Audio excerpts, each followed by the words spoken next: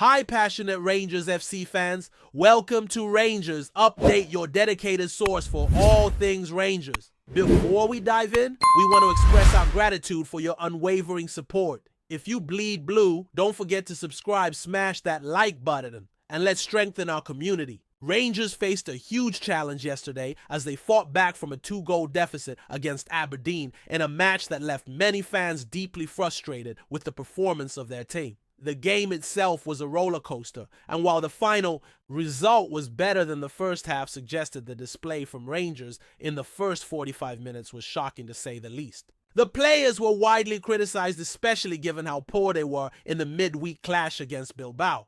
It's safe to say that no one expected such a lackluster first half showing, and the disappointment was tangible both on and off the pitch. Chris Boyd, a Rangers icon and former striker, did not hold back in his assessment of the team's performance, particularly during the first half. Speaking live on Sky Sports, Boyd was visibly angry as he criticized the players who had been given the opportunity to impress, claiming that too many of them had let the club down in a major way.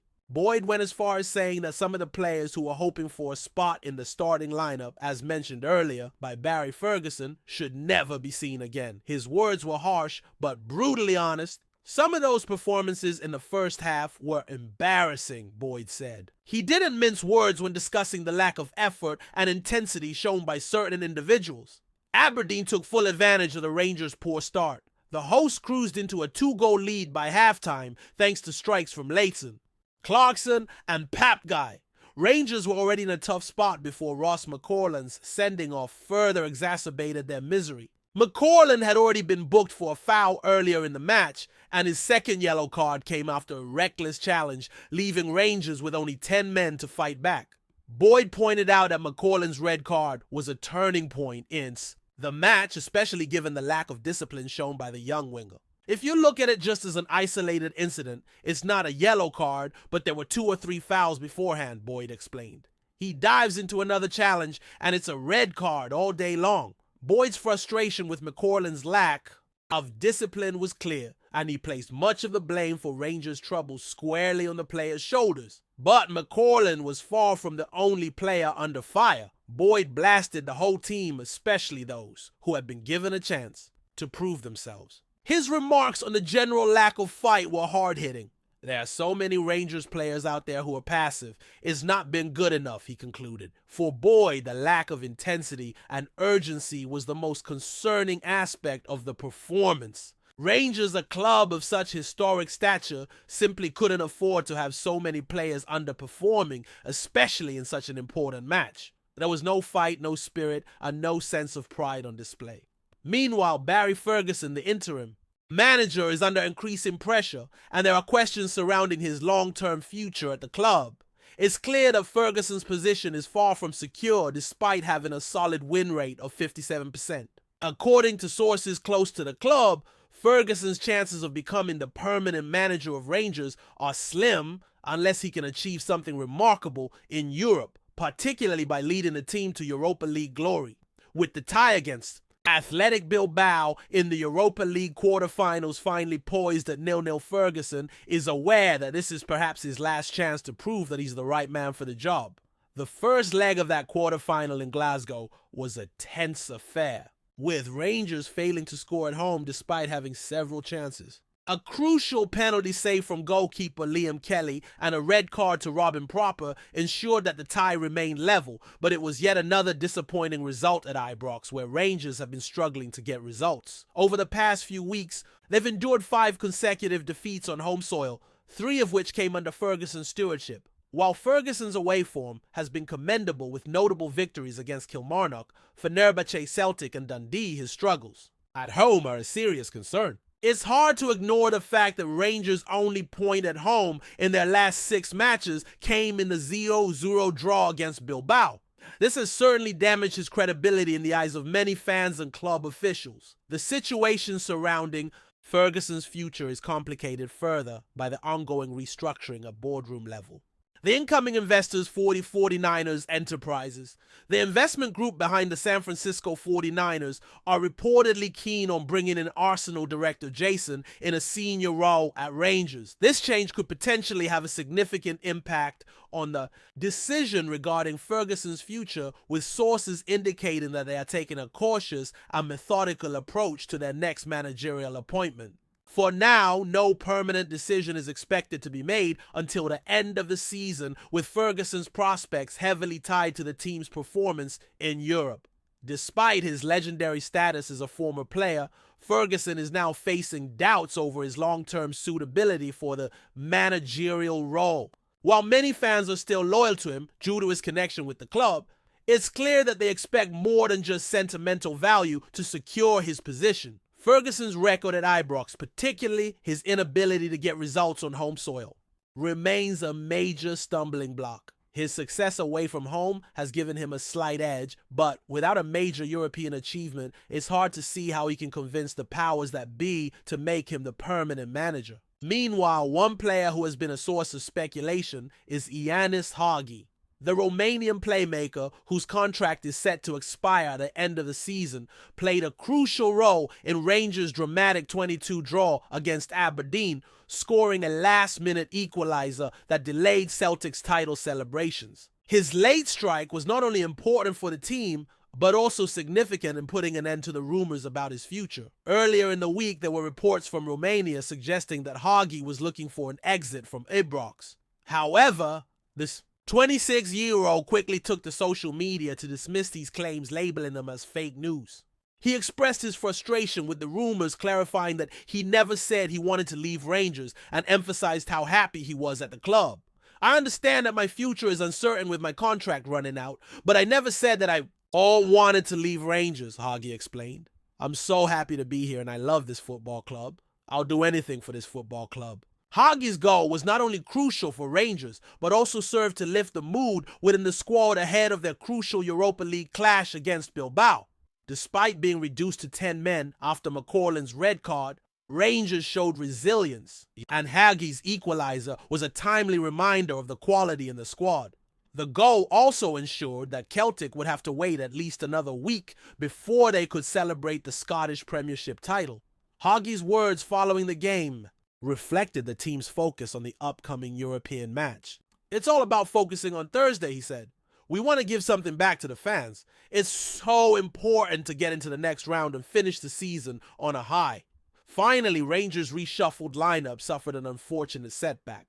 Early in the game, with Rafael Fernandes being forced off injured just 20 minutes into his rare start. Fernandes, who had been given a place in the starting 11 as part of Ferguson's decision to rotate the squad, had his involvement cut short due to injury. This meant that club captain James Tavernier, who had been named among the substitutes, was called into action much sooner than expected. Tavernier's unexpected return to the field highlighted the growing concerns over Fernandes' fitness and the need for Rangers to avoid any further injuries as they face a pivotal week in both domestic and European competitions. As Rangers prepare for a crucial week ahead, both on the European and domestic fronts, they will be hoping for better fortune and a more consistent level of performance from their players. However, with so many question marks surrounding the team and the management, it's clear that Rangers are at a crossroads, and the next few games will be pivotal in determining the direction the club will take. As the match against Aberdeen unfolded, it became clear that Rangers' woes were not solely down to individual mistakes, but a broader issue with the team's overall mentality. The fact that the team, despite being reduced to 10 men, managed to fight back in the second half and claim a point speaks volumes about their resilience, but that doesn't erase the first half horror show. The battle against Aberdeen could very well be a reflection of the larger struggles Rangers have faced this season, especially at Ibrox. The players have been underperforming on their home turf for too long, and unless there's a drastic turnaround, their European aspirations could be in jeopardy. It's worth noting that Ferguson's tenure, though still relatively short, has been marked by a notable divide between performances away from home and at Ibrox. The away wins, including a historic victory over Celtic and a hard-fought triumph against Fenerbahce, have shown that the team is capable of playing well under pressure and in hostile environments. However, their inability to translate this form into home games has been baffling, especially given the squad's talent. A club of Rangers stature should not be struggling to pick up points at home, yet this has been a recurring theme throughout Ferguson's time at the helm. Fans are beginning to question whether Ferguson's tactics are suited to the atmosphere at Ibrox, or if the team simply lacks the mentality to thrive there. With the Rangers boardroom undergoing significant changes, the immediate future of the club appears to be in flux. The 49 Horsage of 49ers Enterprises, the American investment group, has made it clear that they will be involved in shaping the club's future, particularly in terms of the managerial position. The potential arrival of Jason, the Arsenal director, could have a massive impact on the decision-making process. Jason's influence on the appointment of the next manager is expected to be substantial, and this adds another layer of complexity to the situation. It's likely that the new investors will want to make their own mark on the club, and Ferguson's position could be collateral damage in this wider shakeup. The interim manager's future is closely tied to the team's performance in the Europa League, and the upcoming games will determine whether he has any chance of securing the role on a permanent basis. Yet, even though Ferguson's home record is troubling, there's a sense that some of the blame lies with the players themselves. Rangers have underperformed as a collective, and that's something that has to change if they're going to salvage their season. The lack of leadership and direction on the pitch is concerning, and it seems like some players are still not taking full responsibility for the club's struggles.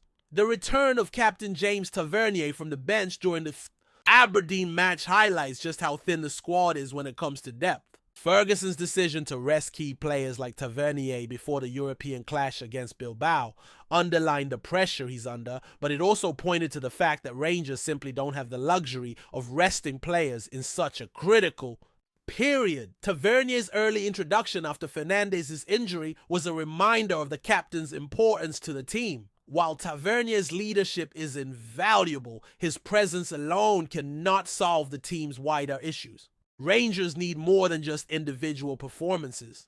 They need a cohesive, united effort from the entire squad if they are to meet the challenges ahead. The injury to Fernandez was another blow to Ferguson's already depleted squad, and it highlights the growing concern over the fitness of some key players. Rangers cannot afford to lose any more players in the final stretch of the season, particularly with so much still to play for both domestically and in Europe. As the squad looks ahead to the Europa League quarterfinal second leg against Bilbao, they know that this game could very well define their season. It's do or die for Ferguson and his team. There is no margin for error, and the players will need to give everything they've got if they want to continue their European journey. The pressure is mounting, and with speculation about Ferguson's future lingering in the background, the players will need to put all that aside and focus on what's at hand. This is a pivotal moment for the club, and they cannot afford another slip-up. Meanwhile, Ianis Hagi's dramatic late equalizer against Aberdeen not only secured a vital point for Rangers, but also bought the team some much-needed confidence going into the Bilbao game. Hagi's performance was a reminder of the quality the club possesses, and his statement after the game was a testament to his commitment to the team. The Romanian playmaker, whose contract is set to expire at the end of the season, has faced his own share of speculation about his future. However, his crucial goal in the dying moments of the match served to silence those rumors, as he took to social media to reaffirm his love for Rangers and deny any suggestion that he wanted to leave the club. His dedication to the team was clear, and his late strike was exactly what Rangers needed at that moment. With the Celtic title celebrations delayed, Hagi's goal gave the team a much-needed morale boost and proved that despite the team's struggles, they still have players capable of stepping up when it matters most. Hagi's words after the match reflected the mentality the team needs to adopt going forward. "We need to focus on Thursday," he said, referring to the upcoming Europa League clash. "It's so important to give something back to the fans. We want to get into the next round and finish the season on a high." This focus on the Europa League was echoed by Ferguson, who knows that the club's success in Europe could be the key to salvaging what has otherwise been a disappointing season. The players will need to dig deep and show the same commitment that Hagi displayed when it mattered most. If they can do that, then there's still hope for Rangers to make something of this season, even if their domestic campaign has been riddled with inconsistency. The coming days will be crucial for Rangers. They must put their domestic troubles behind them and focus on their European ambitions. It's a Doherty scenario, and the team will need to give their all to overcome the challenge ahead. With the managerial situation still uncertain and the squad battling injuries and inconsistent form, Rangers face one of the most challenging weeks of the season. But if they can pull off a remarkable performance against Bilbao, they might just turn their season around. Only time will tell, but for now, all eyes are on the Europa League. Before we continue, make sure to subscribe to our channel and turn on notifications to get all the exclusive news about Rangers FC. Don't overlook any details about your beloved team. It's crucial for Rangers FC fans. In a twist stirring the waters of Scottish football, Ali McCOIST, legendary Rangers striker and fan icon, has reportedly advised his former club to steer clear of a potential move for Celtic left-back Greg Taylor. The suggestion has sent shockwaves through Ibrox, igniting fierce debate among supporters and pundits alike. Why would a man so synonymous with Rangers' glory urge caution against acquiring a Scotland international? The answer, according to those close to McCOIST, runs deeper than footballing ability. While Taylor's credentials are solid, from his Kilmarnock breakout to his integral role in Celtic's domestic dominance, it's his Parkhead pedigree that raises red flags for McCOIST. Having grown into a key figure for Celtic and embodied their recent success, Taylor's arrival at Ibrox would be, in McCOIST's eyes, a cultural misfit rather than a tactical masterstroke. McCOIST, no stranger to the volatile nature of old firm loyalties, knows better than most how delicate the balance is at Rangers. Signing a player so entrenched in Celtic's recent history could create unrest in the dressing room and among the fans, he reportedly cautioned. It's a sentiment that reflects not only tribal allegiance but a deep understanding of Rangers' identity, forged in decades of rivalry and resilience. Greg Taylor's journey has been one of quiet persistence, from being released by Rangers in his youth for being too small to conquering Scottish football in green and white. For some, the poetic symmetry of a return to Ibrox would be compelling. But for McCOIST, it's a case of scars too fresh and allegiances too firm. Not every good player fits every shirt. A source paraphrased him saying, with unmistakable conviction, as the summer transfer window looms and Rangers look to bolster their ranks, the Taylor debate is far from over. But one thing is clear, when Ali McCOIST speaks, Ibrox listens, even if what he says goes against the grain. Whether the club heeds his warning or pursues Taylor regardless could set the tone for the next chapter of this fiery football saga. Greetings, fans! Make sure to hit that like button and subscribe to the channel, as it's greatly appreciated by Rangers FC. And don't forget to share your thoughts on the news in the comments section below. Until the next video, stay tuned.